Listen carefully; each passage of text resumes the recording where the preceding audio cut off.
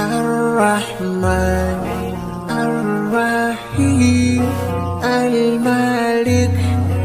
سنن ابن ماجہ حدیث کی ایک کتاب ہے جس میں ایک حدیث حضرت علی رضی اللہ عنہ جس کے راوی ہیں کہ جناب رسول اللہ صلی اللہ علیہ وسلم نے فرمایا اذا كانت لیلۃ نصف من شعبان، جب شعبان کی 15ویں رات آوے تو اس رات کو فقوموا لیلہا، اس رات کو قیام کرو، یعنی اللہ کا ذکر، عبادات، نماز وغیرہ میں مشغول رہو، وصوموا نہارہا، اور دن کا روزہ رکھو، فإن اللہ ینزل فیہا، اس لیے کہ اللہ رب العزت اس رات میں نزول فرماتے ہیں، لغروب الشمس الی سماء الدنیا، سورج کے غروب ہونے کے بعد اللہ تبارک و تعالی اس رات میں نزول فرماتے ہیں آسمان دنیا پر، فیقول اللہ کہتے ہیں اللہ کی جانب سے یہ ندا، یہ صدا، یہ آواز آتی ہے کہ ہے کوئی مغفرت طلب کرنے والا جس کو میں معاف کروں، ہے کوئی رزق طلب کرنے والا کہ جس کو میں روزی دوں، ہے کوئی اپنی مصیبت اپنے سامنے بیان کرے کہ اس مصیبت زدہ شخص کو میں تسلی دوں اور عافیت دوں۔ پھر اللہ تبارک و تعالیٰ کی طرف سے مختلف اعلانات، مختلف صدائیں دنیا کے بارے میں، آخرت کے بارے میں آتی رہتی ہیں،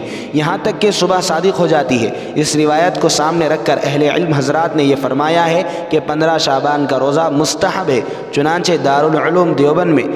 جو فتویٰ لکھا ہوا ہے وہ فتویٰ ہم آپ کے سامنے سناتے ہیں کہ 15 شعبان کا روزہ نہ تو فرض ہے، نہ ہی واجب ہے، نہ سنت ہے، زیادہ سے زیادہ وہ روزہ مستحب ہے۔ اس سلسلے میں حدیث آئی ہے کہ قوموا لیلہا وصوموا نہارہا، اس حدیث کی بنا پر اگر کوئی روزہ رکھنا چاہتا ہے تو روزہ رکھ سکتا ہے۔ تو معلوم ہوا کہ 15 شعبان کو روزہ رکھنے کی گنجائش ہے اور یہ روزہ مستحب ہے۔ اگر کوئی رکھے تو اس کو ثواب مل جائے گا، اور اگر کوئی نہ رکھے تو اس کی بھی گنجائش ہے۔ نہ رکھنے والے کو بری نظر سے دیکھنا، ٹوکنا بھی نہیں چاہیے، اس لیے کہ یہ کوئی فرض عمل نہیں ہے، نہ سنت مؤکدہ ہے، نہ ہی واجب ہے۔ اللہ تبارک و تعالی ہم سب کو شریعت کو جان کر اس پر عمل کرنے کی توفیق عطا فرمائے۔